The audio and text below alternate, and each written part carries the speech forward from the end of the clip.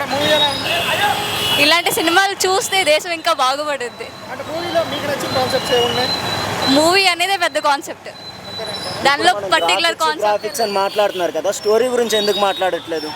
ఆ హిస్టరీ చాలా మంది ఏమంటున్నారంటే విఎఫ్ఎక్స్ లో అయింది, సెకండ్ హాఫ్ కొంచెం అనుకున్నంత ఎక్స్పెక్ట్ చేసినంత ఎన్ని లేదంటున్నారు. షార్ట్స్ వస్తున్నాయి సినిమా, ఎన్ని గంటలు విఎఫ్ఎక్స్ ఎన్ని షార్ట్స్? ఒక ఫాక్ షాట్ చూస్తారా, లేదా ఒక గుర్రం షాట్ చూస్తారా, లేదా సినిమా స్టోరీ చూస్తారా?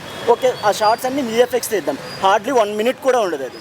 So rest all what about that movie? అంటే ఓవరాల్ గా మూవీకి ఇవన్నీ సెట్ అయినట్టేనా? మీరు ఆ విఎఫ్ఎక్స్ని పక్కన పెట్టిన విఎఫ్ఎక్స్ని ఇంక్లూడ్ చేసినా సరే మూవీని ఆపే పరిస్థితే లేదు. మూవీకి ప్లస్ పాయింట్ ఏమంటారు?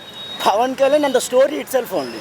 ఆ స్టోరీ ఆ క్లైమాక్స్లో సింపుల్గా చెప్తాడు, మన పీరియడ్సిటీ ఏంటి, అప్పుడు మనం మొదలుపెట్టింది ఎక్కడ, మన హిస్టరీ అంతా ఎక్కడ ఆగింది, ఎలా అణిగిదొక్కారు, ఇప్పుడు మళ్ళీ మనం ఎలా ఎవాల్వ్ అవుతున్నాం, ఇదంతా కూడా సింపుల్గా ఒక క్లైమాక్స్. ప్రీ క్లైమాక్స్ బాగుంది అంటున్నారు, అది ఎలా ఉంటుంది? అసలు ఆపే పరిస్థితే లేదు దాన్ని. మీరు చూస్తే ఒక గూస్ బంప్స్తో మా గొంతులు చెప్తే సినిమా ఎలా ఉందో చూడండి. మేడం మీకు నచ్చిందా సినిమాలో ప్లస్ పాయింట్ ఏంటంటే? సినిమాయే ప్లస్ పాయింట్. హేటర్స్ హేట్ చేస్తూనే ఉంటారు, మన దేశం అంతా హేటర్సే ఉన్నారు, వాళ్ళకి మాత్రమే నచ్చదు. True Sanatani, true Hindu, true ఇండియన్కి సినిమా నచ్చుద్ది. Okay, I'm also team OG, but now I'm team Veera. Thank you.